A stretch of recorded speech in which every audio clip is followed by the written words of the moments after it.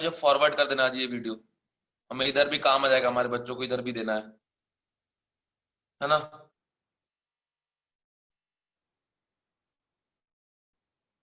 ये है P block, ठीक है। सबसे पहली बात मैं आपको बता दूं,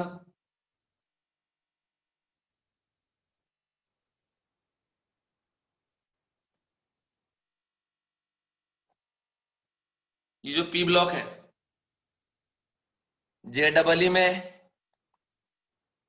नीट में, फ्रॉम पी ब्लॉक मिनिमम 2 से 3 क्वेश्चन आता है। यहां भी 2 से 3 क्वेश्चन आएगा मिनिमम, आना ही है, ठीक है। जिसमें मैंने आपको पढ़ाना है अभी group number 13 and group number 14। ये दो ग्रुप में आपको पढ़ाऊंगा, बाकी आपको पढ़ा दिया गया है ना। तो ग्रुप 13 और 14 में आपको पढ़ाऊंगा, ओके। तो ध्यान से इसको पढ़ेंगे, समझेंगे, जो दिक्कत जाएगा वो मुझे बताएंगे।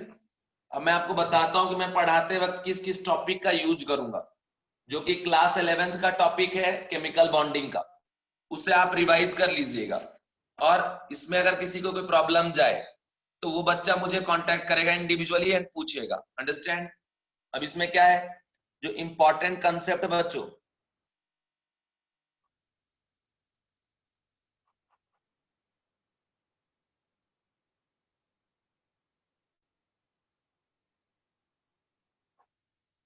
इंपॉर्टेंट कंसेप्ट जो कि रिलेटेड है chemical bonding,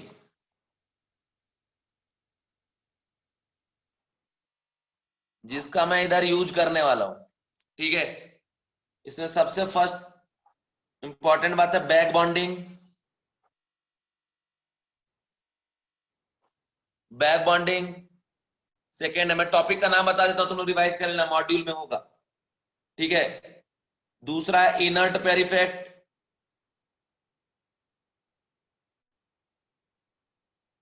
inert pair effect. Third है ऑक्सी एसिड, ठीक है। फोर्थ है हाइड्रोलिसिस, हाइड्रोलिसिस। फिफ्थ है, फिफ्थ है आपका एलोट्रॉप्स। ये सब लैंग्वेज है इनऑर्गेनिक का जो आपको पता होना ही चाहिए। सिक्स्थ है बच्चों सिलिकेट एंड, या नॉर्मली सिलिकेट, ये आपने पढ़ा होगा पहले, तो इसे आप रिवाइज करें ना एक बार आज की क्लास के बाद, ठीक है। मतलब कल की क्लास आने से पहले ये रिवाइज कर लीजिएगा। बैक बॉन्डिंग का छोटा सा कंडीशन मैं बता देता हूं। बैक बॉन्डिंग में क्या होता है कि जैसे मान लीजिए दो एटम के बीच में बॉन्ड बना है ना, और दो एटम में से एक का ऑक्टेट कंप्लीट नहीं है, एक का ऑक्टेट कंप्लीट है और उसके पास लोन पेयर है, तो बैक डोनेशन करके दूसरे का भी ऑक्टेट कंप्लीट करवा देता है ना। और वहां एक कोऑर्डिनेट बॉन्ड बनता है, जैसे एग्जांपल में ये आपका BF3 BFFF, देखो बोरोन के वैलेंस शेल में कितना इलेक्ट्रॉन होता है, 3 इलेक्ट्रॉन, तो 3 बॉन्ड बना लिया, तो टोटल 6 इलेक्ट्रॉन इसके पास तो हो गया, लेकिन इसका ऑक्टेट कंप्लीट नहीं है।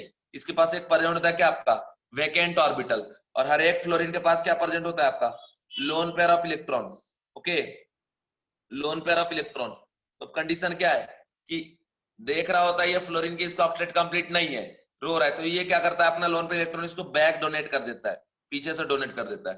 तो ये इनके बीच में जो बना बी, हमको तो ऐसे समझ में आता है कि सिंगल सिंगल बॉन्ड है, बट नहीं, एक पाई बॉन्ड भी प्रेजेंट है जो कोई कोऑर्डिनेट बॉन्ड है। अब ये पाई बॉन्ड क्या इस फ्लोरीन के साथ होगा, नहीं, यहां भी हो सकता है यहां भी हो सकता है, मतलब ये रेजोनेंस करता है, ठीक है, ऐसे घूम रहा होता है।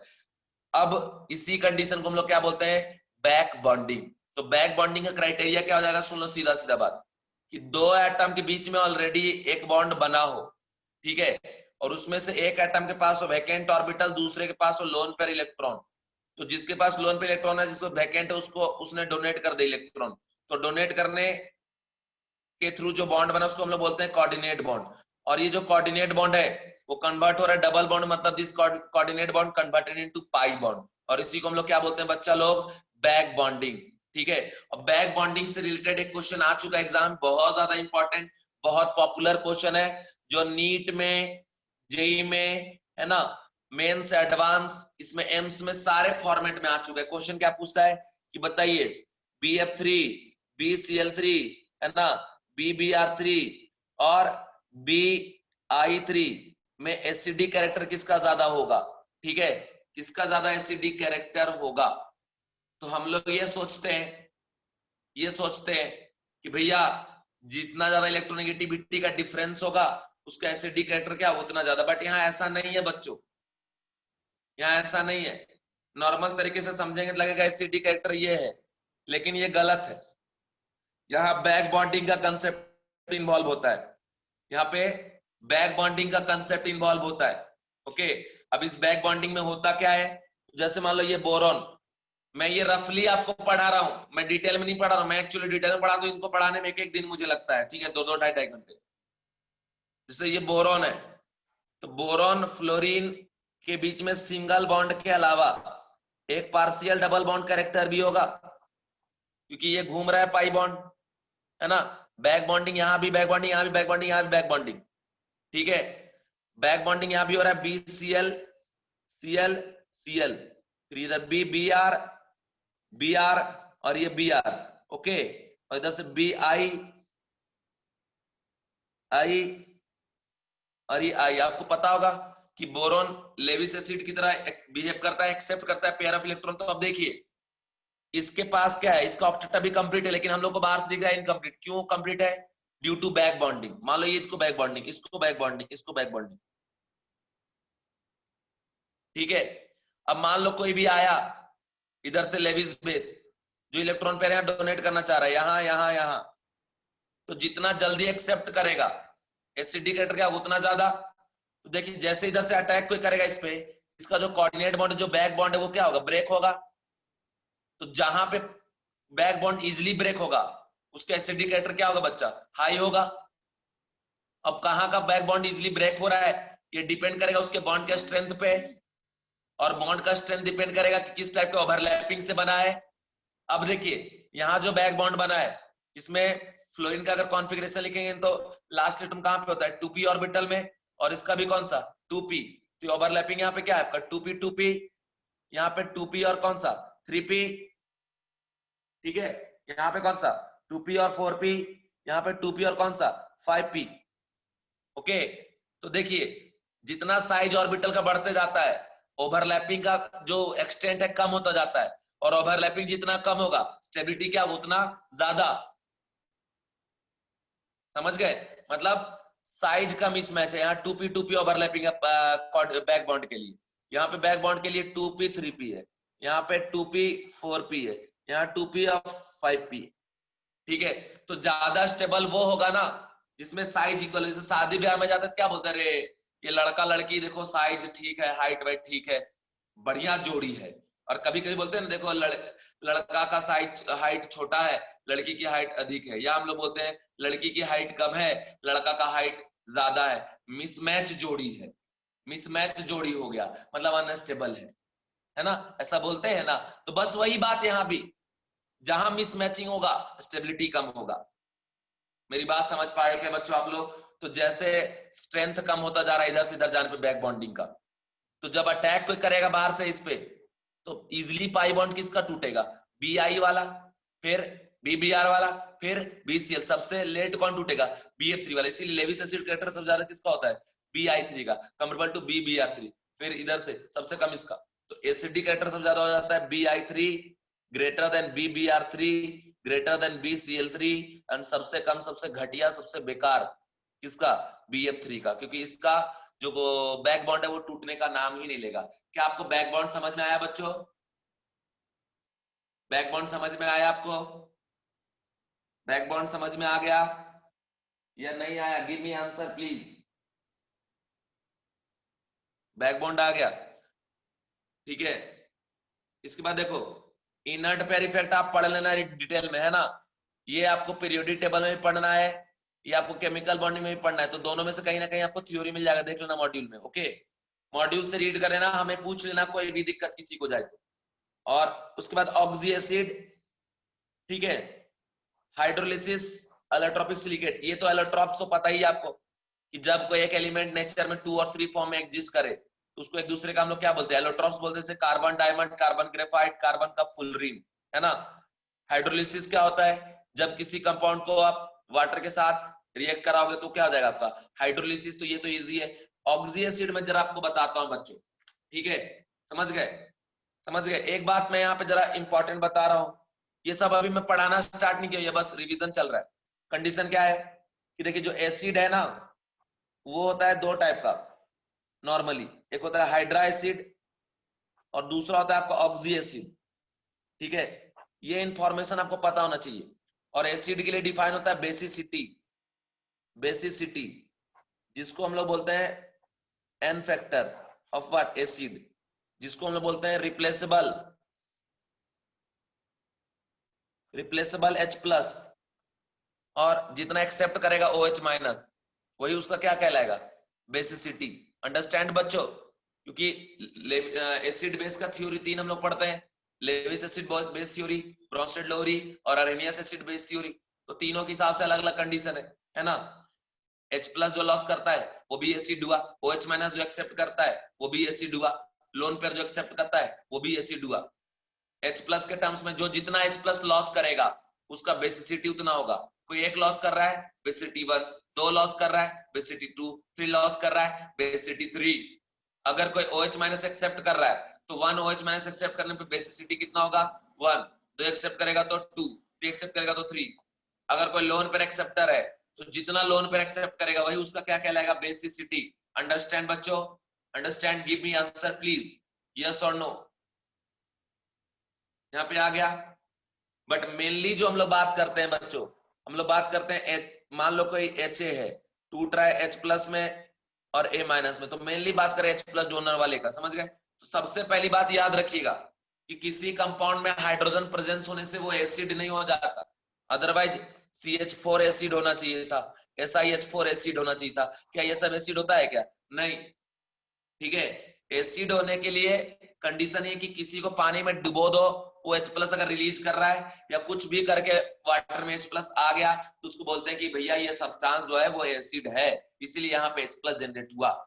तो मैं आपको सीधा सीधा बात बता दूं कि जब भी हाइड्रोजन ग्रुप 17 या और ग्रुप नंबर 16 के एलिमेंट से डायरेक्टली कनेक्टेड रहेगा तो उस हाइड्रोजन को हम लोग बोलेंगे एसिडिक हाइड्रोजन, याद रखिएगा। और जब जब एसिडिक हाइड्रोजन किसी कंपाउंड में प्रेजेंट रहेगा तो वही एसिडिक हाइड्रोजन की वजह से किसी कंपाउंड में एसिडिक नेचर ऑब्जर्व होता है मेरे बच्चों, ठीक है। अगर एसिडिक हाइड्रोजन नहीं है तो एसिडिक कैरेक्टर ऑब्जर्व नहीं होगा, अगर एसिडिक कैरेक्टर है तो एसिडिक कैरेक्टर ऑब्जर्व होगा।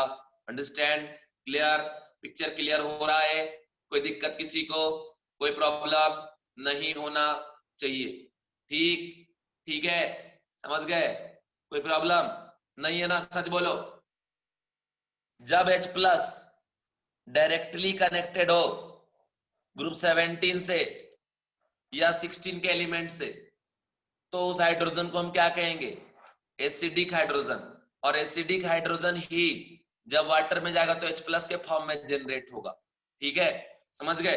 तो जैसे देखो HCl हो गया, ये HBr हो गया, या HI हो गया, या HF हो गया, ये सारे के सारे क्या होते हैं, एसिड होते हैं, ठीक है ना, एसिड होते हैं।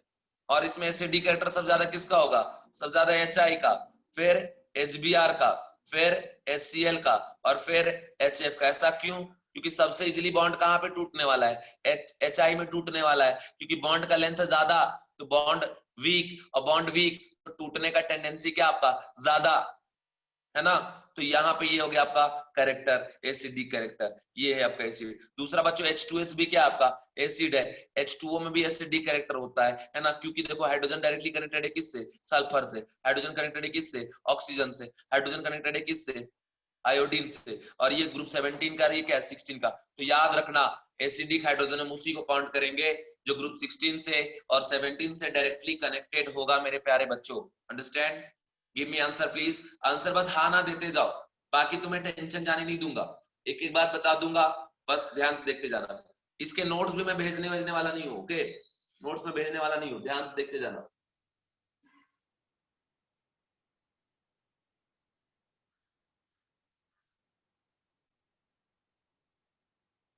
ठीक है, चलो इसके बाद हम बात करते हैं ऑक्सी एसिड का। ऑक्सी एसिड में सीधा बात याद रखिएगा कि नॉन मेटल, ऑक्सीजन और हाइड्रोजन का ये जब सीक्वेंस रहेगा इसको हम बोलते हैं ऑक्सी एसिड। ठीक है, और जो हाइड्रोजन ऑक्सीजन के थ्रू नॉन मेटल से कनेक्टेड रहेगा उसी को हम लोग काउंट करेंगे किसमें, एसिडिक हाइड्रोजन में। जो हाइड्रोजन नॉन मेटल से डायरेक्टली कनेक्टेड रहेगा उसको एसिडिक हाइड्रोजन में काउंट नहीं करेंगे मेरे प्यारे बच्चों, इस बात का आप ध्यान रखना, अंडरस्टैंड। जैसे सीधा बात कि आप AOH आप देख रहे हैं तो लगता है ये बेस है, हर बार बेस, अगर ये मेटल है तो बेस हो जाएगा, लेकिन अगर ये नॉन मेटल है ना तो ये हो जाएगा आपका एसिड, और इस एसिड का नाम पड़ा बच्चों ऑक्सी एसिड। और रूल याद रखिएगा कि मैंने यहाँ क्या पढ़ाया कि हाइड्रोजन ग्रुप 17 या 16 से जब डायरेक्टली अटैच जाता है तो एसिडिक हाइड्रोजन कहलाता है। तो बस वैसे ही जब ये हाइड्रोजन इस ऑक्सीजन से के थ्रू नॉन मेटल से कनेक्टेड है, मतलब ये कैसा एसिडिक है, तो वाटर में जाकर तो डिसोसिएट होकर बाहर निकलेगा in the form of what, H+। तो हमेशा याद रखना किसी ऑक्सी एसिड का अगर आपको बेसिसिटी बताना है ना तो सीधा आप देखना उसमें कितने H+ प्रेजेंट हैं जो ऑक्सीजन के थ्रू कनेक्टेड हैं। जो ऑक्सीजन के थ्रू कनेक्टेड होंगे वही कहलाएगा बच्चों उसका ऑक्सी, वही कहलाएगा उसका एसिडिक हाइड्रोजन, और एसिडिक हाइड्रोजन की वजह से ही बेसिसिटी डिफाइन होता है। जैसे देखो H3PO4 आप पढ़े होंगे, H3PO3 आप पढ़े होंगे, H3PO2 आप पढ़े होंगे, है ना। ये 3 एसिड है जो बहुत इंपॉर्टेंट है। इसमें बोलता है बताओ इसका बेसिसिटी क्या है, तो बेसिसिटी के लिए मतलब क्या, सीधा बात कितने रिप्लेसेबल हाइड्रोजन है। इसका स्ट्रक्चर होता है P double bond OH OH और इधर क्या आपका OH, समझ गए। तो देखिए ये जो तीनों हाइड्रोजन है वो नॉन मेटल से डायरेक्टली कनेक्टेड नहीं है, connected through what, oxygen. So this 3 hydrogen be what, acidic hydrogen. तो बेसिसिटी इसका क्या हो जाएगा बच्चों 3, मतलब 3 रिप्लेसेबल हाइड्रोजन। H3PO3 में आते हैं, इसका नाम phosphorus acid, P double bond OH OH OH। आप यहाँ देखो ये हाइड्रोजन डायरेक्टली इससे कनेक्टेड है ना, तो ये वाला एसिडिक हाइड्रोजन नहीं होगा, मतलब जब ये पानी में जाएगा ना तो ये नहीं डिसो, ये वाला बाहर जाएगा, ये और ये, इसका बेसिसिटी क्या हो जाएगा 2, मतलब वाटर में जाके P double bond OH O minus और 2H+ ऐसा जनरेट करेगा। ये वाला जैसा वैसा ही रहेगा, ये डायरेक्ट नॉन मेटल से कनेक्टेड है। बात समझ में आ गया। H3PO2 में अगर आप जाते हैं तो HPHO डबल बॉन्ड OH, इसमें क्या है, इसमें ये 2 हाइड्रोजन डायरेक्टली कनेक्टेड है नॉन मेटल से, तो ये एसिडिक हाइड्रोजन नहीं हुआ। जो हाइड्रोजन डायरेक्ट नहीं कनेक्टेड है, ऑक्सीजन के थ्रू कनेक्टेड है, उस हाइड्रोजन को हम क्या बोलते हैं बच्चों, एसिडिक हाइड्रोजन। मतलब इसका बेसिसिटी क्या हुआ 1। बोले कि वैलेंट वेट क्या बोलेंगे m/1। इक्विवेलेंट वेट क्या होता है, molar mass by n factor, है ना, इसलिए यहाँ पे m/1। इसका क्या हो जाएगा m/2, इसका क्या हो जाएगा m/3।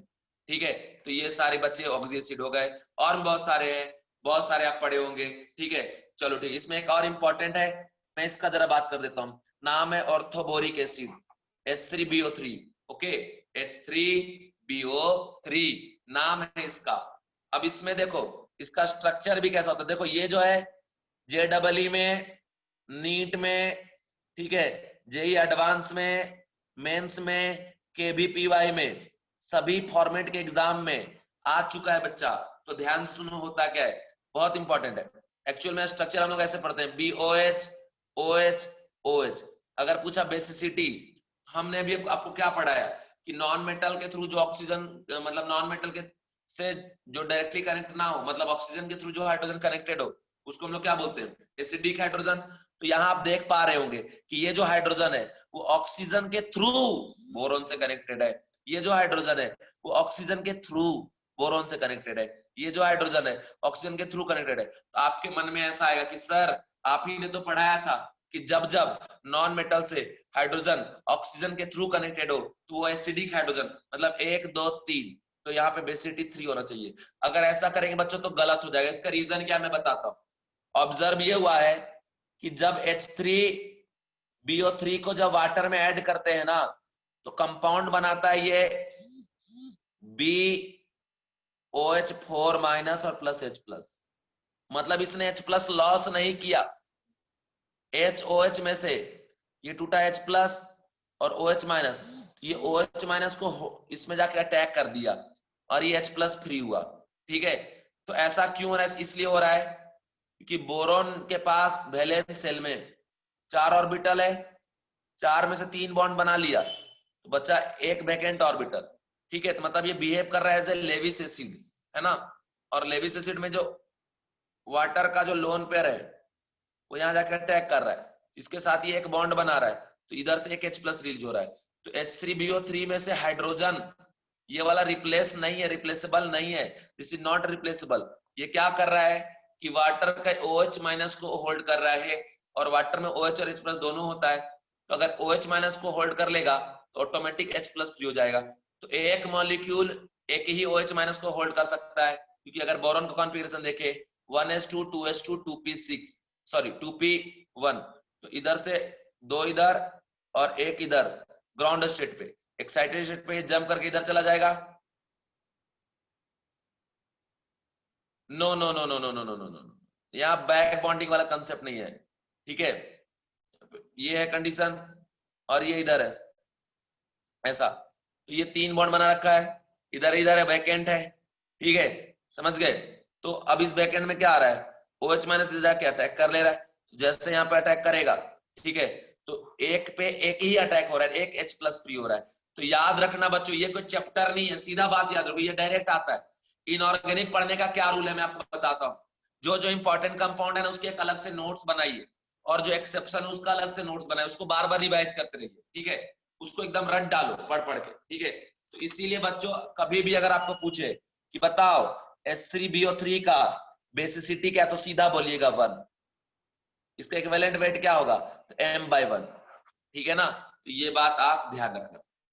इसके बाद मैं आपको एक और कंसेप्ट बताने जा रहा हूं, जो कि मैं आपको पढ़ाने जा रहा हूं, इलेक्ट्रॉनिक कॉन्फ़िगरेशन। इलेक्ट्रॉनिक कॉन्फ़िगरेशन हम सब पढ़े होते हैं बहुत बार, ओके, बहुत बार पढ़े होते हैं, लेकिन कैसा होता है कि हम अप टू 30 तक लिख पाते हैं। उसके बाद जैसे मैं बोला बताओ Z दिया है 89, बताओ इलेक्ट्रॉनिक कॉन्फ़िगरेशन क्या होगा, तो आप नहीं लिख पाओगे। आपको बोलेंगे बताओ Z दिया है 106, इलेक्ट्रॉनिक कॉन्फ़िगरेशन क्या होगा, तो दिक्कत जाएगा लिखने में, है ना।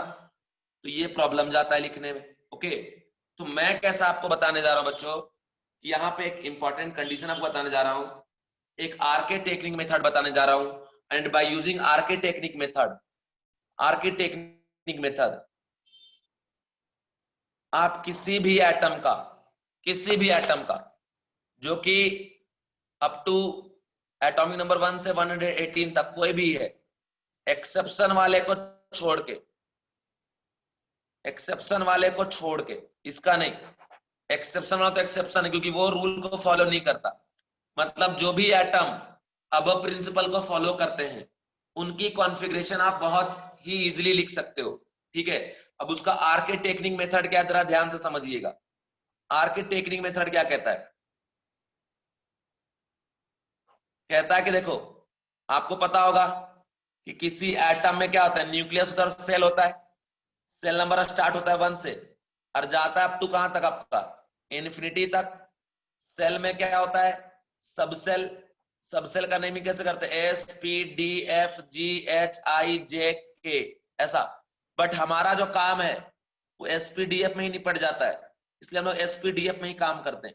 अंडरस्टैंड, हम लोग ये इनमें जाते ही नहीं है, GHIJK की जरूरत नहीं पड़ता। लेकिन अगर कभी पूछ दिया कि बताओ जी सेल एग्जिस्ट करता है, तो जी बिल्कुल करता है, लेकिन जरूरत नहीं कभी पड़ा, इसलिए हम लोग इसके बारे में नहीं बात करते, जरूरत SPDF में ही हो जाता है। अब उसके बाद याद रखना बच्चों कि हर एक सबसेल में ऑर्बिटल होता है, S सबसेल में एक ऑर्बिटल होता है, P सबसेल में 3 ऑर्बिटल, D में 5 ऑर्बिटल, F में होता है 7 ऑर्बिटल, ये तो पता ही होगा आपको, लेकिन फिर भी ठीक है। दुनिया का कोई भी ऑर्बिटल हो, अगर बोले कोई भी ऑर्बिटल, तो contain 2 electron maximum with opposite spin, opposite में एक क्लॉकवाइज दूसरा एंटी क्लॉकवाइज।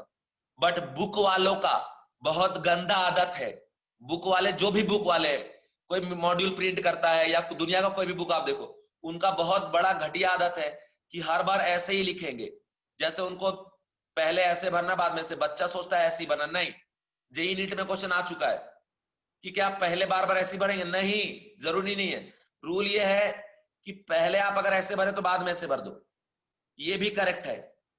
मतलब दो अपोजिट स्पिन होना चाहिए बस, सिमिलर नहीं होना चाहिए, और कोई दिक्कत नहीं है। मतलब अगर हम ऐसे भर रहे, मान लो हम इलेक्ट्रॉन पी में भर रहे, तो हम ऐसे ऐसे पहले भरते हैं, बाद में पेयरिंग कराते हैं। जरूरी नहीं, हम चाहें तो ऐसे भी भर सकते हैं पहले, उसके बाद ऐसे पेयरिंग कराएंगे। ठीक है, तो मतलब कैसे भी आप भरो, एक ऑर्बिटल में दो अपोजिट स्पिन होने चाहिए बस, और कुछ भी लेना देना नहीं है। ठीक, दुनिया का कोई भी ऑर्बिटल दो इलेक्ट्रॉन से ज्यादा नहीं रखेगा। एस ऑर्बिटल दो, पी ऑर्बिटल दो, डी ऑर्बिटल दो, एफ ऑर्बिटल दो, कोई भी ऑर्बिटल दो। अगर सबसेल का नाम ले, एस सबसेल कंटेन 1 ऑर्बिटल, इसीलिए S subshell contain 2 electron. P में 3 ऑर्बिटल, इसलिए कंटेन 6 इलेक्ट्रॉन।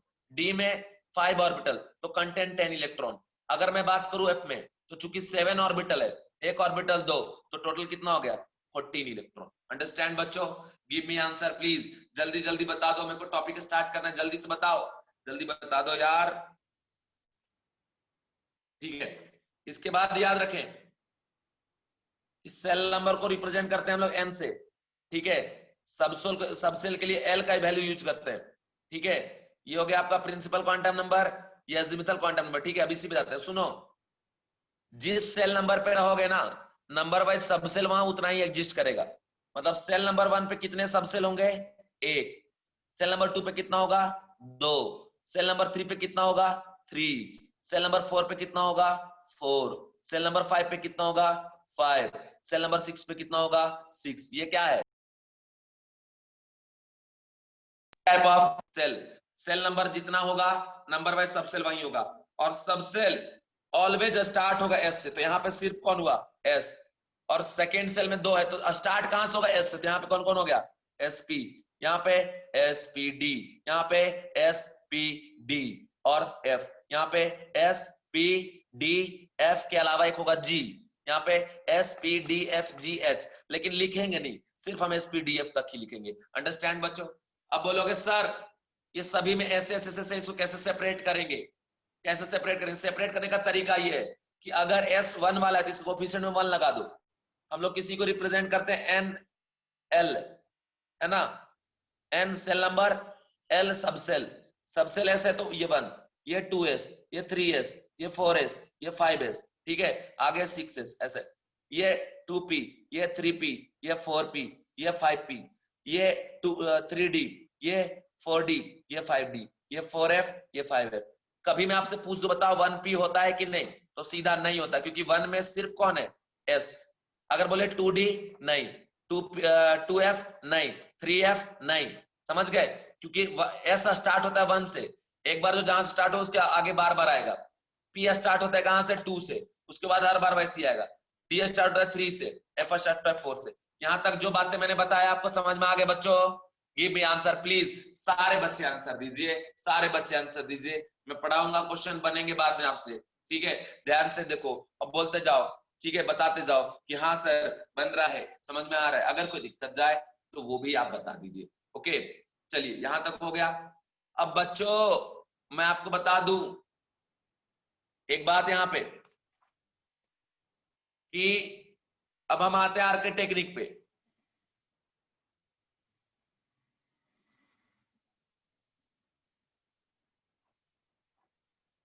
आर्के टेक्निक बोलता है भैया SSP, SPS, DPS, DPS, FDPS, FDP, बस कुछ नहीं। क्या याद करेंगे आप? SSP, SPS और DPS। स्कूल नाम सुने हो ना, दिल्ली पब्लिक स्कूल, भाई DPS DPS DPS है ना, DPS DPS। ठीक है, तो जैसे देखो एक बच्चे का नाम है SSP, दूसरे बच्चे का नाम है SPS, वो दोनों बीच में डिस्कशन चल रहा है। कि तू कहाँ पढ़ता है जी, ये बोला डीपीएस में, ये बोला हम भी डीपीएस में, फालतू है, ऐसे बोल रहा है ना।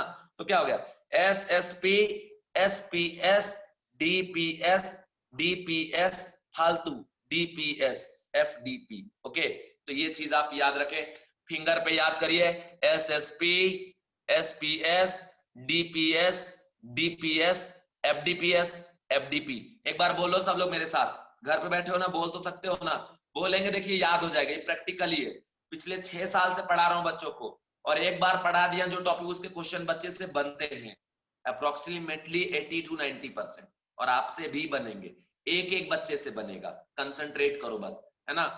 क्वेश्चन नहीं बनेगा ना आपसे तो पढ़ाना बेकार है फिर मेरा, है ना। चलो फिर से बोलो एक बार, सब लोग बोलो,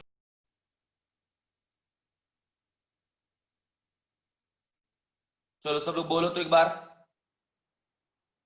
बोलना चालू करो तो सब लोग, चलो बोलो, मैं सुनता हूं यार, तुम लोग को अनम्यूट कर दिए, बोलो, SSP, SPS, DPS, DPS, FDPS, FDP. इसके थ्रू आप किसी का भी इलेक्ट्रॉनिक कॉन्फ़िगरेशन लिख सकते हैं बिना किसी दिक्कत का, ठीक है।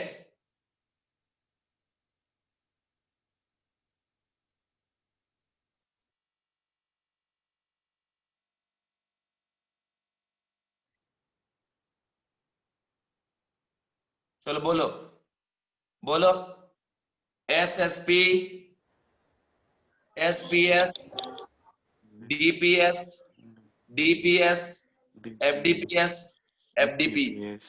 बोलिए एक बार, बोलिए सारे बच्चे बोलिए एक बार, फिर आगे बढ़ूंगा, आगे कंसेप्ट बताना है, जल्दी बोलो, S S P, S P S, DPS, DPS, FDPS, FDP. Okay, ऐसे आप अगर अभी नहीं बोले तो बाद में बोलिएगा 3-4 बार, 2-3 बार आप लिखेंगे, आपको कभी भी किसी भी एटम के इलेक्ट्रॉनिक कॉन्फ़िगरेशन में कोई दिक्कत नहीं जाएगा। और ये जो लिखा गया है on the basis of aufbau principle लिखा गया है। अब मैं आपको ये बताता हूँ, इसको अगर आप कायदे से पूरा लिखेंगे तो किस तरीके से इसको आप लिखेंगे वो देखो। जैसे मान लो तुम में से किसी को भी देखना हो, हम एकदम मिनिमम से चालू करते हैं, मैक्सिमम किसी का भी लिख के दिखाते हैं। सबसे पहले देखिए कि इसको जब लिखिएगा ना तो आप ऐसे लिखना, S S P, S P S, D P S, D P S, F D P S, FDP. लिखने के बाद अब देखो, जब आप इलेक्ट्रॉन भरेंगे तो पहले यहां से भरना चालू करना है और भरते हुए आगे बढ़ेंगे। आगे बढ़ते वक्त ध्यान रखना है कि जो सबसे पहले आ रहा है उसको पूरा भरेंगे, फिर आगे जाएंगे, ठीक है। समझ गए, समझ गए ना, मतलब जो लाइन में पहले आ रहा है उसको पूरा खिलाओ, उसके बाद आगे बढ़ेंगे, ठीक है। अब सबसे पहले एस आ रहा है, पहले यहां भरेंगे, एस का कैपेसिटी पूरा होने के बाद ही आगे बढ़ेंगे, फिर एस पे भरेंगे, एस की कैपेसिटी पूरा होने के बाद पी में जाएंगे, पी भरने के बाद एस में, एस भरने के बाद पी में, फिर एस, एस के बाद डी, डी के बाद पी, पी के बाद एस। एस जब पूरा भर जाएगा तब जाएंगे डी में बच्चा, फिर जाएंगे पी में, फिर जाएंगे एस में, फिर जाएंगे एफ में, फिर जाएंगे डी में, फिर पी, फिर एस, फिर एफ, फिर डी, फिर पी। ऐसे मूव करेंगे। मूव करते वक्त पता है ना कि एस में मैक्सिमम कितना 2, एस में फिर कितना 2, पी में कितना 6, फिर एस में 2, पी में 6, एस में 2, डी में कितना 10, है ना। और आपका जो एफ है उसमें कितना टोटल 14, है ना, टोटल 14, ठीक है। उसके बाद ऐसे भरते जाएंगे। भरने के बाद फिर आप क्या करिएगा, जितना इलेक्ट्रॉन होगा वो डिस्ट्रीब्यूट कर लेंगे। डिस्ट्रीब्यूट करने के बाद अब इसको डिसाइड करना है कोफिशिएंट। तो एस स्टार्ट कहां से होता है 1 से, तो यह हो जाएगा 1s, 2s, 3s, 4s, 5s, 6s, 7s, ठीक है। उसके बाद पी देखो, पी स्टार्ट कहां से होता है 2 से, 2p, 3p, 4p, 5p, 6p, उसके बाद ये 7p। डी स्टार्ट कहां से होता है 3 से, 3d, 4d, 5d, 6d, ठीक है। उसके बाद देखो एफ स्टार्ट कहां से होता है 4f, और ये क्या 5f। अब आप तो पढ़े होंगे लेंथेनाइड सीरीज और एक्टेनाइड सीरीज, नीचे दो रखा होता है, एक जिस 4f वाले को बोलते हैं लेंथेनाइड सीरीज और 5f वाले को क्या बोलते हैं एक्टिनाइड सीरीज, ठीक है बच्चों। ये चीज भी आप ध्यान रखना, समझ में आया। अब जब आप इलेक्ट्रॉनिक कॉन्फ़िगरेशन लिखिएगा और इलेक्ट्रॉनिक कॉन्फ़िगरेशन लिखते वक्त जो किसी सेल का, जब किसी एटम का कॉन्फ़िगरेशन आप लिखेंगे, आखिरी इलेक्ट्रॉन जिस भी सेल में जाएगा वही उसका ब्लॉक कहलाए, जिस भी सब सेल में जाएगा वही उसका ब्लॉक कहलाएगा। मान लो इलेक्ट्रॉन एस में चला गया, उसको बोलेंगे एस ब्लॉक इलेक्ट्रॉन। अगर पी में गया तो पी ब्लॉक इलेक्ट्रॉन, डी में गया तो डी ब्लॉक, एफ में गया तो एफ ब्लॉक। अब इसी के पी ब्लॉक को हम लोग पढ़ने वाले हैं और पी ब्लॉक में ग्रुप 13 और 14 में आपको पढ़ाने वाला हूं, ठीक है। अब देखिए ये पूरा पीरियोडिक टेबल था। पीरियोडिक टेबल को और इजीली स्टडी करने के लिए 4 ब्लॉक बनाएगा, S P D F, on the basis of electronic configuration. And अगर इलेक्ट्रॉन, लास्ट इलेक्ट्रॉन, जैसे हमारे पास 10 इलेक्ट्रॉन है तो 10वां नंबर का इलेक्ट्रॉन जिस सब सेल में जाएगा उसको बोलेंगे एस ब्लॉक। अगर पी में जा रहा है पी ब्लॉक, डी में जा रहा है डी ब्लॉक, एफ में जा रहा है तो कहेंगे उसको F block electron, F block element. Okay, तो ये आर के टेक्निक आपको समझ में आ गया कैसे लिखना है। पहले ये लिखने के बाद इलेक्ट्रॉन डिस्ट्रीब्यूट कर लीजिएगा, उसके बाद कोफिशिएंट लगाना चालू करिएगा, ठीक है बच्चों। अब देखो इसमें देखिए कंडीशन क्या है। कंडीशन ये है कि देखिए जैसे मान लो कोई भी एटम है, कोई भी एटम है, कोई भी एटम, जैसे मैं अपने मर्जी से एक ले रहा हूं, बोरॉन का मान लीजिए ले लिया, बोरॉन ले लिया, बोरॉन का एटम नंबर 5, तो सीधा लिखो एस एस पी, आगे मत लिखो ना, अब यहीं तक निपट जाएगा। इसको पहले भर लो फिर आगे भरेंगे। अगर इसका Z5 है तो आपको पता है ना इलेक्ट्रॉन इज इक्वल टू क्या होता है Z, proton equal to Z, neutron equal to क्या होता है A माइनस Z। तो जो एटॉमिक नंबर उतना इलेक्ट्रॉन, तो यहाँ पे 5 इलेक्ट्रॉन प्रेजेंट है बच्चों, तो 5 इलेक्ट्रॉन का डिस्ट्रीब्यूशन करेंगे तो S में कितना 2, फिर S में कितना 2 और P में कितना 1, 2 2 4 1 5 हो गया। अब आगे मत लिखो, आगे लिखने के झंझट नहीं जरूरत है, इतना ही लिखो ना। अब लिख दो यहाँ पे कोफिशिएंट 1, ये 2 और ये कहाँ हो गया 2। आगे कॉन्फ़िगरेशन 1s2 2s2 2p1। अब ऑर्बिटल डायग्राम अगर लिखे तो आपको पता है ना हुन्स रूल क्या था। हुन्स क्या बोला था कि एक सबसेल में जितने ऑर्बिटल होते हैं वो डिजेनरेट होते हैं, मतलब उनका एनर्जी क्या होता है सेम होता है। और इक्वल एनर्जी वाले ऑर्बिटल में हम इलेक्ट्रॉन पहले सब में डिस्ट्रीब्यूट करेंगे, बाद में पेयरिंग कराएंगे, पहले सिंगल सिंगल इलेक्ट्रॉन भरेंगे विद सिमिलर स्पिन। तो जैसे यहाँ देखो इस एस में इलेक्ट्रॉन ऐसे भर दिए, फिर ये इसमें 2 भर दिए, 2 अपोजिट स्पिन में। अगर ऐसा रख दिए तो ऐसा रख दिए तो क्या गलत हो जाएगा क्या, नहीं ये भी सही है। अब यहाँ पे देखो 3 ऑर्बिटल है, पी में कौन सा ऑर्बिटल होता है p x p y p z, तो तीनों इक्वल एनर्जी का होता है। तो ये पी सबसेल में 1, तो एक कहीं भी रखो, यहाँ यहाँ यहाँ कहीं भी रख दो, हम यहाँ रख देंगे तब भी राइट है, यहाँ रख देंगे तब भी राइट है, हम यहाँ रख देंगे ना तब भी राइट है। बुक वाले क्या करते हैं, उनका एकदम घटिया आदत है, गंदा आदत है, यहां से भरेंगे बार बोलेंगे यही सही है, हम लोग लगता है ये सही नहीं भाई। जब ये तीनों इक्वल एनर्जी का है तो हम यहाँ रखे या यहाँ रखे, बात तो बराबर है ना। ये थोड़ी ना है कि इसका एनर्जी कम है जो हम बार बार यही रखेंगे, ऐसा कुछ है नहीं। अंडरस्टैंड। अगर हम ऐसे रख रहे मान लो इस तरीके से, ऐसा ये भी राइट है। अगर हम ऐसा रख रहे ऐसा ये भी राइट है, क्योंकि ये नहीं बोला गया पहले वाला क्लॉकवाइज होगा या एंटी क्लॉकवाइज, कुछ भी हो सकता है। रूल ये है कि पहले एक एक करके सिंगल सिंगल भरो, पैरेलल स्पिन पैरेलल, उसके बाद जब पेयरिंग कराई तो अपोजिट, बस ये हो गया बच्चों। अब उसके बाद मैग्नेटिक बिहेवियर हम लोग बताते हैं तो पैरा और डाय। अगर अनपेयर्ड इलेक्ट्रॉन प्रेजेंट है तो पैरामैग्नेटिक, और पेयर्ड इलेक्ट्रॉन प्रेजेंट है तो डायमैग्नेटिक। अंडरस्टैंड। समझ में आया क्या, समझ में आया क्या, बात समझ में आया, क्लियर। तो सुनो अगर यहाँ पे अनपेयर्ड इलेक्ट्रॉन आपको दिख रहा है तो नंबर ऑफ अनपेयर्ड इलेक्ट्रॉन कितना है यहाँ पे 1, तो ये कैसा हो गया आपका पैरामैग्नेटिक। और आपको पता होगा कि पैरामैग्नेटिक के बाद हम लोग निकालते हैं क्या मैग्नेटिक मोमेंट निकालते हैं उसका म्यू, जिसका वैल्यू क्या होता है root under n into n plus 2 Bohr magneton, है ना। Where n is equal to what number of unpaired electron, ठीक है। Where n is equal to what number of unpaired. जैसे यहाँ पे मान लो निकालना है बोरॉन के लिए, कितना अनपेयर्ड है 1 है, तो यहाँ क्या रख देंगे 1 इंटू 1 प्लस 2, तो √3, ये आ गया 1.73, ठीक है। समझ गए, समझ में आया बाबू, समझ में आया बाबू, बोलो यार, बोलो यार, पढ़ाना बहुत है।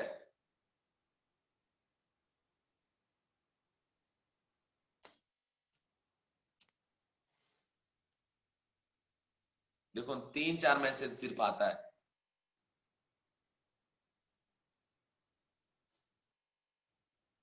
चलो ठीक, इसके बाद इधर यहां भी एक आरके टेक्निक मैंने जनरेट कर रखा। आरके टेक्निक मतलब मैंने अपने मेहनत से खड़ा किया है ना।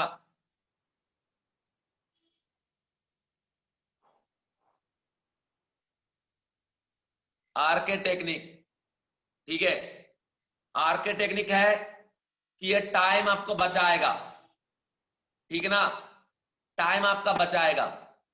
टाइम कैसे बचाएगा कि देखो, मान लो नंबर ऑफ अनपेड इलेक्ट्रॉन 1 है, या अनपेड इलेक्ट्रॉन 2 है, या नंबर 3 है, या नंबर 4 है, या नंबर 5 है, ठीक है। तो जब आप ऑप्शन टिक करिए तो कैलकुलेट करने की कोई जरूरत नहीं, सीधा याद रखो। ऑप्शन में होगा n into n dot x y, ऐसा। जैसे यहां पे क्या आ गया 1.73। तो प्रैक्टिकली मैंने सबका कैलकुलेट करके यह ऑब्जर्व किया है कि अगर एक दिया 1 पॉइंट समथिंग 2 पॉइंट समथिंग ऐसा, तो सीधा देखो जितना अनपेड इलेक्ट्रॉन है इंटीग्रल पार्ट में वही रहेगा, और साथ में डेसिमल के बाद भी कुछ रहेगा। तो इंटीग्रल जैसे अनपेड इलेक्ट्रॉन 1 है तो 1 पॉइंट समथिंग होगा उसका मैग्नेटिक मोमेंट। अगर 2 है तो 2 पॉइंट समथिंग, 3 है तो 3 पॉइंट समथिंग, 4 है तो 4 पॉइंट समथिंग, 5 है तो 5 पॉइंट समथिंग। तो आपको कैलकुलेट करने की झंझट भी खत्म हो गई।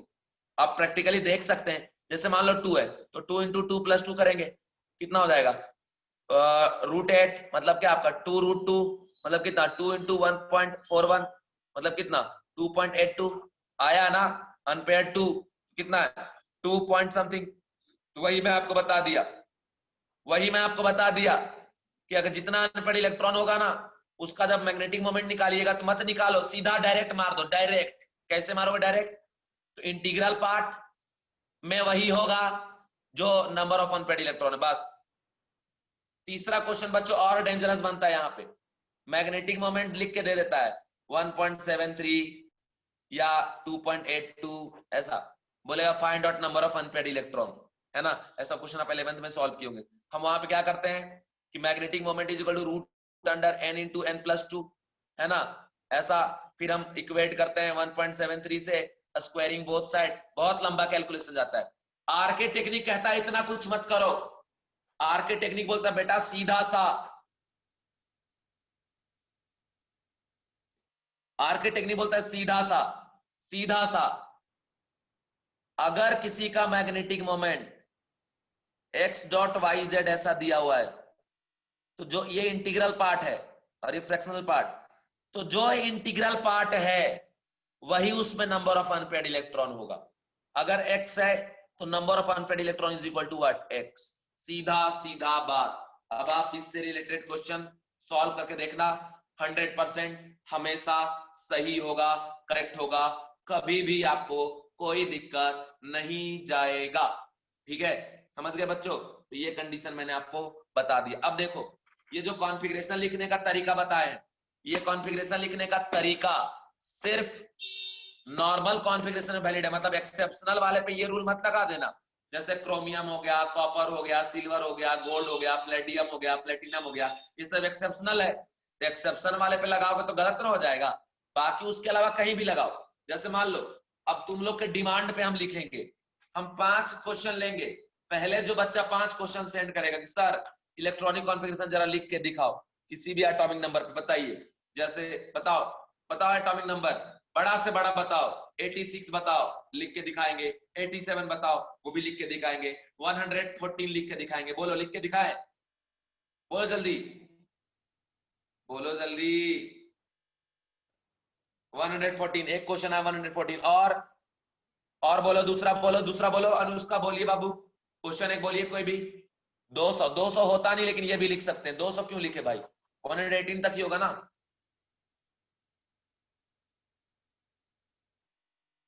वन 118। और इधर ले लो 54, ठीक है। और बोलो एक क्वेश्चन और बोलो, एक क्वेश्चन और बोल दो जल्दी से, एक क्वेश्चन और बोलो फटाक से। 52, 52 डेंजरस नहीं लग रहा है, डेंजरस वाला लो, डेंजरस, डेंजरस वाला।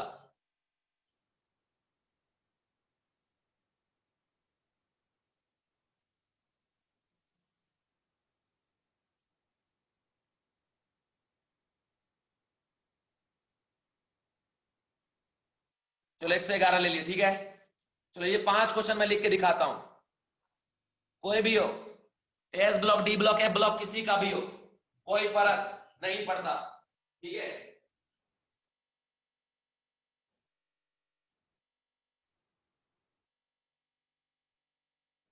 ठीक है ना बाबू, जो रूल है उसी रूल के थ्रू हम लिखेंगे। देखिए कुछ भी नहीं करना है, कुछ करने की जरूरत नहीं है बच्चा। क्या करना है आपको, पहले ये जेड दिया 114, तो इलेक्ट्रॉन यहाँ कितना 114, तो लिख दो यहाँ पे S S P, S P S, D P S, D P S, F D P S, F D P, ऐसा लिख दो, ठीक है।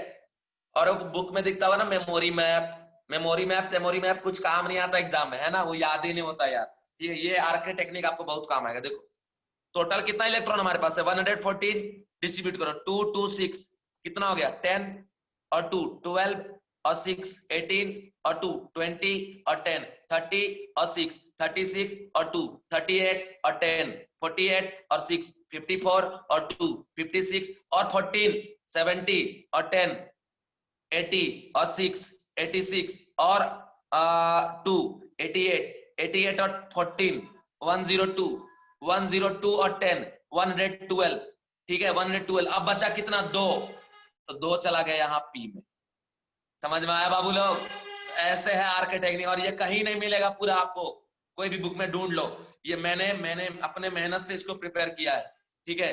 1s2 2s2, उसके बाद 2 पहले एस मार दो, 1s 2s 3s 4s 5s 6s 7s, ठीक है। उसके बाद 2p 3p 4p 5p, ठीक है 6p, और ये हो गया आपका 7p, ठीक है। उसके बाद इधर देखो 3d, ठीक है 4d 5d और ये आपका 6d, ठीक है। उसको एफ में आ जाओ, एफ में ये 4f और ये 5f, ठीक है। ये हो गया कॉन्फ़िगरेशन। अब देखो ये सब तो पेयर्ड होगा। अब ये जो p है इसमें देखो p में कितना 2 अनपेयर्ड इलेक्ट्रॉन है ना, इस तो ये कैसा हो गया पैरामैग्नेटिक, या 2 ऐसे भी आप लिख सकते हैं, 1 2 इस तरीके से भी, या 2 आप ऐसे भी लिख सकते हैं, कोई दिक्कत नहीं। ऐसा नहीं कि बुक वाला बोलेगा अरिहंत वाला यहीं से लिखो, ऐसा नहीं है भाई, ऐसा कुछ नहीं। इक्वल एनर्जी का ना है, तो इसी को काहे खिलाएंगे हम। मान लो 3 गेस्ट हमारे यहाँ आए हैं, इसी को बार बार खिलाएंगे, ऐसा थोड़ी ना है यार। बीच में इसको नहीं दे सकते हैं क्या, पहले इसको नहीं दे सकते हैं क्या, दे सकते हैं ना यार। ऐसा नहीं इसको इसको दोगे ये दोनों मुंह देखता रहेगा इसका, ऐसा तो है नहीं, ठीक है। तो ये राइट, ये राइट, और ये भी राइट, सॉरी ये भी राइट। अगर एक एंटी क्लॉकवाइज ऐसा रखो तो दूसरा फिर ऐसे ही रहेगा, ये चीज है। एक जैसा रखे बाकी पैरेलल ही रखोगे, ठीक है। तो ये हो गया 114 निपटारा। अगर इसका मैग्नेटिक मोमेंट आप निकालेंगे, कैलकुलेट मत करो, 2 पॉइंट समथिंग होगा, सीधा बात। जो ऑप्शन देखो खटाक मारो, खटाक, ठीक है, खटाक एकदम। ये हो गया। दूसरा बताता हूं, दूसरा बताता हूं, दूसरा बताता हूं। आपने डिमांड किया सर 89, तो इलेक्ट्रॉन यहाँ पे 89, ठीक है। तो सीधा S S P, S P S, D P S, D P S, F D P S, F D P, लिखो 2 2 6 2 6 2 10 6 2 10 6 2, काउंट कर लो 4 6 10 10 10 20 36 38 48 54 56, अब 14 70 17 और 70 और 10 80 और 6 86 है ना, 86 और 2 88 88, उसके बाद कितना बचा 1, तो यहां चला जाएगा। ये हो गया, कोफिशिएंट लगा दो, लगा लोगे ना, कोई दिक्कत तो नहीं, कोई प्रॉब्लम नहीं होगा। अब देख लो अगर मान लो ये 89 वाला एक्सेप्शनल है, तो फिर उसके हिसाब से आपको याद करना पड़ेगा, ये रूल है, ये अबव प्रिंसिपल के हिसाब से, समझ रहे हो ना मेरी बात। अगर ये एक्सेप्शन है तो ये रूल को फॉलो नहीं करेगा, समझ गए।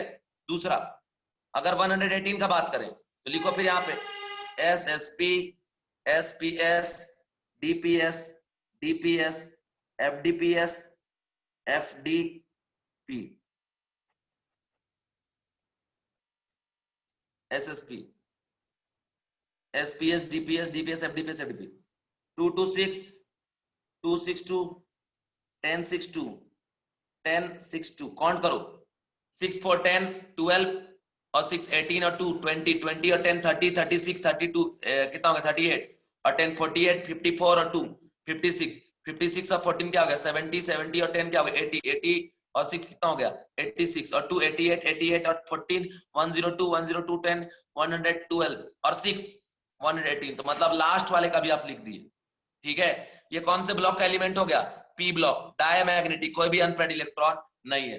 उसके बाद बच्चा आपने बोला 111, ठीक है, तो ये जो 111 है ये 111 में आप इसी तरीके से लिख देना, अगर एक्सेप्शनल ना हो तो नॉर्मली फॉलो करेगा। अब जैसे मान लीजिए इस तरीके से सब आप लिख लोगे ना, कोई दिक्कत तो नहीं है, ऐसे लिख लोगे, लिख लेंगे ऐसे ही किसी का भी। यस, मान लीजिए मान के चले हम क्रोमियम पे जाते हैं, तो क्रोमियम का एटॉमिक नंबर होता है 24, इलेक्ट्रॉन यहाँ 24 है, तो कॉन्फ़िगरेशन हम लोग लिखते हैं ना S2 S2p6 SSP SPS 262 और SSP SPS D में देखो 2 to 4 6 10 10 to 12 6 18 to 20 और 4 24। तो आपको पता है ना कि क्रोमियम इसको फॉलो नहीं करता है प्रिंसिपल को, तो रूल के हिसाब से तो मेरा यही आता था, इसका भी वहां भी एक्सेप्शन है, एस से इलेक्ट्रॉन जंप करके कहां चला जाता है डी में, ये हो जाता है क्या आपका D5। बात समझ में आया क्या? तो ये एक्सेप्शनल है, तो उसमें मैं क्या करूं भाई, जो रूल को नॉर्मली नहीं फॉलो करता मेरे रूल को भी फॉलो नहीं कर रहा है, बस कॉपर इसको फॉलो नहीं करेगा, क्रोमियम फॉलो नहीं करेगा, सिल्वर फॉलो नहीं करेगा, गोल्ड फॉलो नहीं करेगा। समझ में आ गया मेरे प्यारे बच्चों? अब मैं आगे बढ़ूं, आगे बढ़ सकता हूं, मैं आगे बढ़ सकता हूं, बोलिए। यस, चलो ठीक है, ये सारी बातें मैंने आपको आज पढ़ा दिया है ना। अब मैं आता हूं अपने काम पे सीधा पी ब्लॉक पे, ठीक है। एक बार आप लोग से मैं जानना चाहता हूं रिव्यू, ये आर के टेक्निक आप लोगों को कैसा लगा? गिव मी आंसर प्लीज, ये आर के टेक्निक आपको कैसा लगा ये जरा मुझे बता दो, एक रिव्यू दे दो जरा, आर के टेक्निक कैसा लगा? सारे बच्चे बोलेंगे।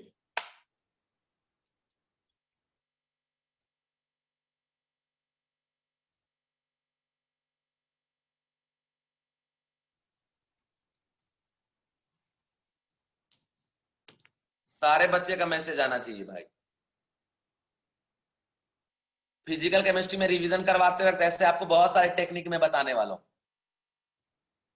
जब रिवीजन कराऊंगा उस टाइम पे, है ना। पी ब्लॉक,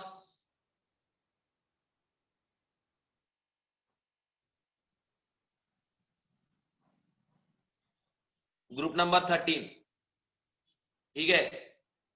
मैं स्टार्ट करने जा रहा हूं। सबसे पहले मैं आपको बता दूं कि general electronic configuration of P block, या भी ग्रुप 13 हेडिंग मत लिखो, सिर्फ P block, general electronic configuration of P block, ठीक है। इसका होता है बच्चों इनर्ट गैस NH2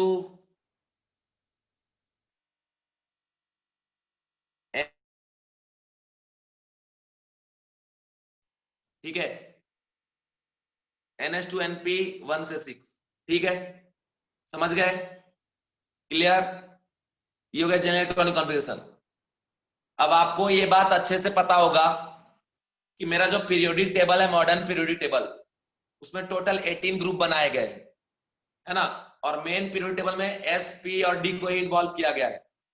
तो अब एक बात मैं आपको बता दूं, ग्रुपिंग किस हिसाब से किया गया है, तो ग्रुपिंग किया गया on the basis of chemical property में जिसकी सिमिलरिटी है ना, और केमिकल प्रॉपर्टी मतलब रिएक्टिविटी में सिमिलरिटी है, और रिएक्टिविटी मतलब वैलेंस शेल के इलेक्ट्रॉन पे डिपेंड करता है, ठीक है। जिसमें वैलेंस इलेक्ट्रॉन सेम रहते हैं, वो सेम टाइप का पैटर्न शो करता है रिएक्टिविटी का, ठीक है। तो एक बात बता दूं कि जब इलेक्ट्रॉन पी में जाएगा वो पी ब्लॉक कहलाएगा, एस में जाएगा एस ब्लॉक, पी में जाएगा पी ब्लॉक, डी में जाएगा डी ब्लॉक, एफ में जाएगा एफ ब्लॉक। अभी मैं पी ब्लॉक पढ़ रहा हूं, तब इलेक्ट्रॉन लास्ट कहां पे जा रहा है पी में, और 1 से 6 के बीच में वेरी करेगा। तो यहाँ पे बच्चों देखो टोटल 6 टाइप का डिफरेंट इलेक्ट्रॉनिक कॉन्फ़िगरेशन पॉसिबल है ना। Inert gas, inert gas NH2 NP1, यहाँ पे NP2 NP3 NP4 NP5 और एक NP6। ठीक है, तो देखिए टोटल पी ब्लॉक में जाने के बाद 6 टाइप का कॉन्फ़िगरेशन पॉसिबल है, इसलिए हम ये कहते हैं कि टोटल पी ब्लॉक में 6 ग्रुप होता है। वही बात अगर आप एस में करो तो S1 और S2 दो टाइप ऑफ कॉन्फ़िगरेशन पॉसिबल, इसलिए यहाँ पे 2 ग्रुप होता है। वही बात अगर आप डी में करिए तो D1 से लेके D10 10 पॉसिबिलिटी है, इसलिए 10 ग्रुप वहां प्रेजेंट होता है। एफ में 14 ग्रुप, देखो ये तो ऐसे 14 पार्ट में डिवाइडेड है ना, इसलिए क्योंकि एफ में 14 टाइप ऑफ कॉन्फ़िगरेशन पॉसिबल है। समझ गए? तो ये बात बच्चों आप याद रखना, ठीक है। और जब भी कॉन्फ़िगरेशन देके आपको ग्रुप नंबर निकालने बोले, group number for p block, for p block, तो सीधा याद रखिएगा कि group number is equal to, group number is equal to 12 plus electron present in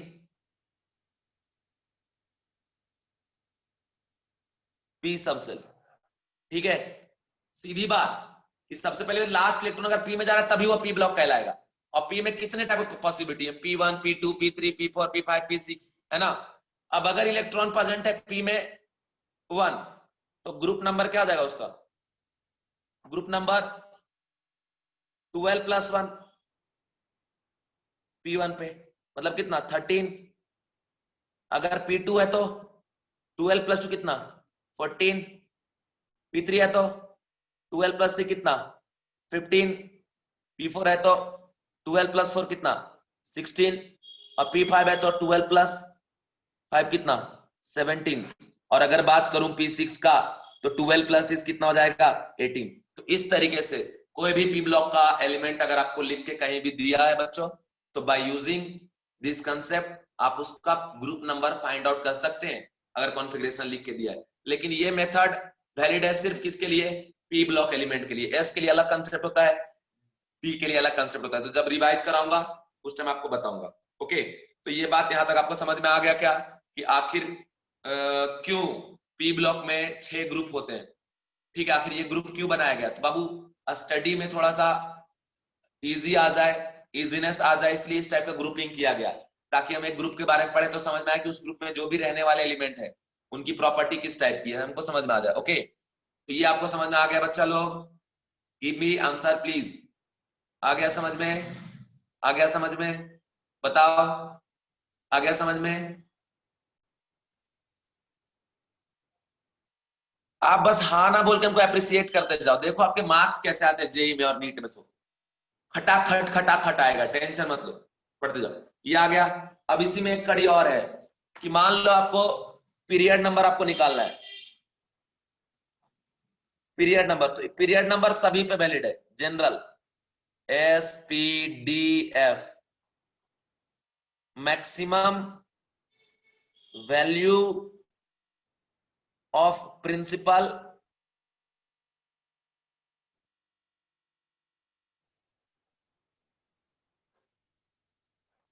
quantum number, मतलब n का जो मैक्सिमम वैल्यू होगा वही पीरियड नंबर।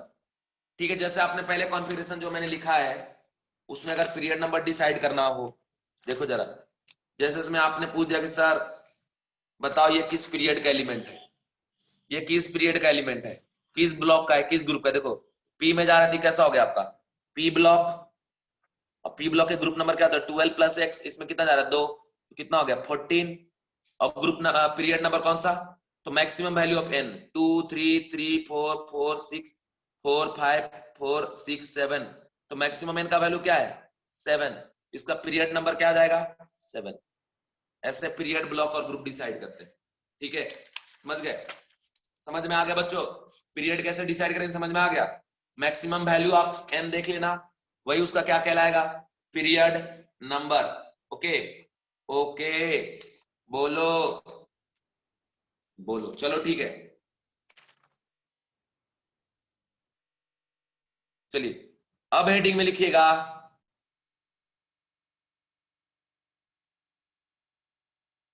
पी ब्लॉक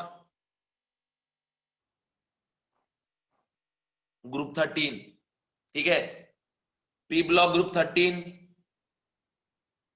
जिसको थर्ड ए से भी हम रिप्रेजेंट करते हैं मेंडलीफ के हिसाब से, according to Mendeleev periodic table. क्योंकि मॉडर्न जो है ना एकदम पूरा मेंडलीफ को चोरी करके बनाया है, समझ गए, चोर है मॉडर्न वाला, ठीक है। ये चीज हो गया। इसका नाम है बच्चों boron family.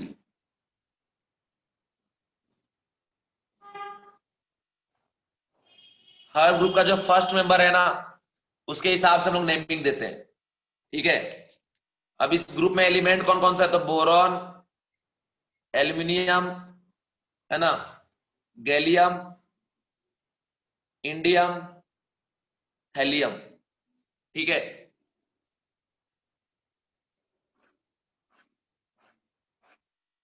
Boron, aluminium, gallium, indium,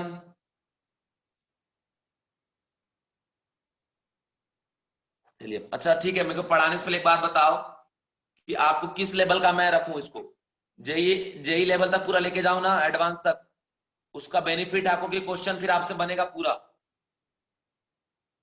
question बनेगा पूरा। अब जो नीट वाले बच्चे हैं उनको मैं बता दूंगा क्या नीट में नहीं, उसको छोड़ देना, मत पढ़ना। क्या करूं बोलो, तो ऐसा बेस बनाएंगे फिर अभी से।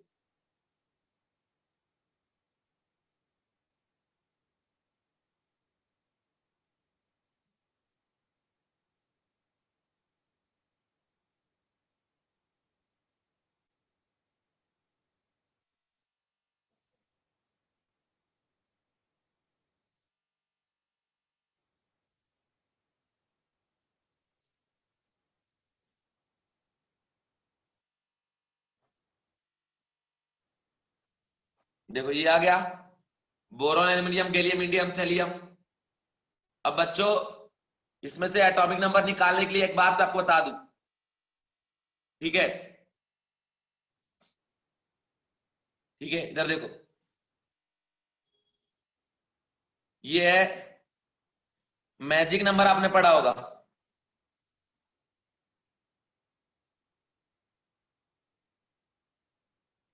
8, 1832। तो मैजिक नंबर का यूज करके हम लोग एटॉमिक नंबर फाइंड करते हैं। 8 गैप होता है, या 18, या 18 और ये 32। इसका एटॉमिक नंबर कितना है, 5। इसमें ऐड ऐड ऐड कर दो 8, ये हो जाएगा 13। इसमें 18 ऐड कर दो, ये आ जाएगा आपका 31। इसमें 18 ऐड कर दीजिए तो ये आ जाएगा आपका 49। और इसमें आपका 32 ऐड कर दीजिए, ये आ जाएगा आपका 81।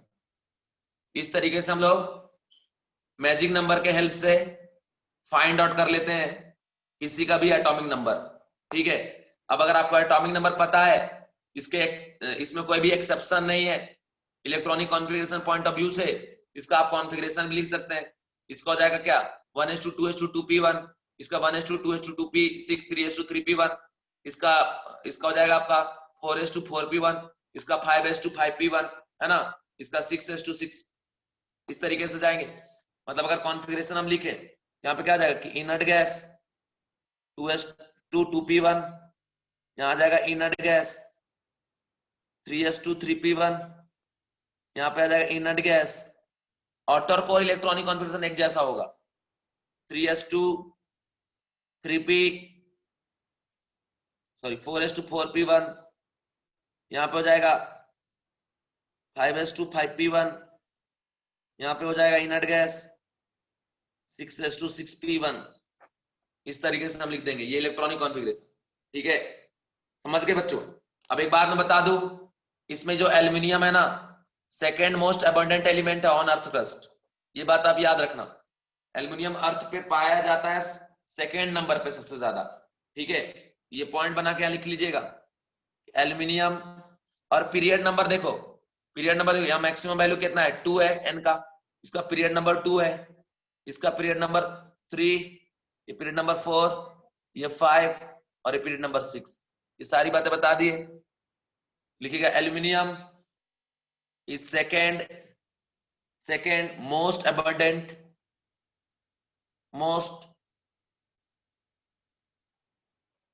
abundant element on earth crust। ठीक है, दूसरे नंबर का है सबसे ज्यादा पाया जाने वाला। और जनरल इलेक्ट्रॉनिक कॉन्फ़िगरेशन तो बता ही दिया आपको। जनरल इलेक्ट्रॉनिक कॉन्फ़िगरेशन क्या हो जाएगा आपका, इनर्ट गैस NH2 NP1, लिखते जाओ इन सबको। इसके बाद है बच्चों, इसमें बात करने जा रहे हैं मोस्ट कॉमन ऑक्सीडेशन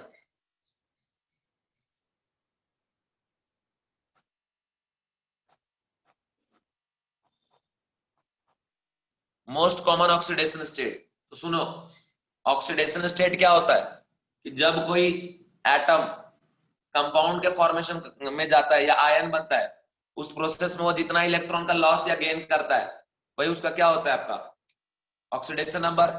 अगर लॉस किया तो पॉजिटिव आएगा, गेन किया तो निगेटिव आएगा। ऑक्सीडेशन नंबर पार्शियल चार्ज को भी हम लोग बोलते हैं, मतलब रियल और इमेजिनरी चार्ज किसी एटम पे जो भी जनरेट होता है उसी को हम लोग क्या बोलेंगे, ऑक्सीडेशन नंबर। अंडरस्टैंड, ये कंडीशन हो गया। अब सुनो, मैं आपको बता दूं, यहाँ पे देखो, ये जो वैलेंस सेल है, आखिरी सेल को हम लोग क्या बोलते हैं, वैलेंस सेल। समझ गए, सबसे बाहर वाला आउटर कोर को क्या बोलेंगे, वैलेंस सेल। जैसे बोरॉन के लिए सेकंड सेल हो गया वैलेंस, एल्यूमिनियम के लिए थर्ड सेल हो गया वैलेंस, गैलियम के लिए फोर्थ सेल हो गया वैलेंस, इंडियम के लिए फिफ्थ सेल हो गया वैलेंस, और थैलियम के लिए क्या हो गया, सिक्स्थ सेल हो गया वैलेंस। वैलेंस सेल में इनके पास 3 इलेक्ट्रॉन है, तो ऑक्टेट कंप्लीट करने के लिए क्या करेंगे, 3 इलेक्ट्रॉन का लॉस कर देंगे। अगर ये 3 इलेक्ट्रॉन का लॉस कर देगा तो ऑक्टेट क्या हो जाएगा, कंप्लीट। तो कोई भी अगर 1 इलेक्ट्रॉन लॉस करता है उसमें कितना चार्ज आता है, 1 पॉजिटिव। 2 इलेक्ट्रॉन लॉस करने पे 2 पॉजिटिव, 3 इलेक्ट्रॉन लॉस करने पे 3 नेगेटिव। सीधी बात, जितना इलेक्ट्रॉन कोई लॉस करेगा उस पर उतना पॉजिटिव चार्ज आएगा, जितना इलेक्ट्रॉन कोई गेन करेगा उतना उस पर नेगेटिव चार्ज आएगा। तो बच्चों मोस्ट कॉमन ऑक्सीडेशन स्टेट इसमें क्या होता है, +3 होता है। ठीक है, +3 is the most common oxidation state observed in case of group number 13। Okay, bye बोलो, बाय। जाने वाले हो, बिना बाय बोले जाओगे, बोलो, बिना बाय बोले जाओगे, अच्छा लगेगा तुम लोगों को, बाद में रोओगे फिर सर को बाय नहीं बोले आज। चलो इधर देखो, हाँ आगे कंडीशन देखिए। आगे कंडीशन है कि भैया अगर मैं बात करूं एग्जांपल में, देखो इधर BF3 या बात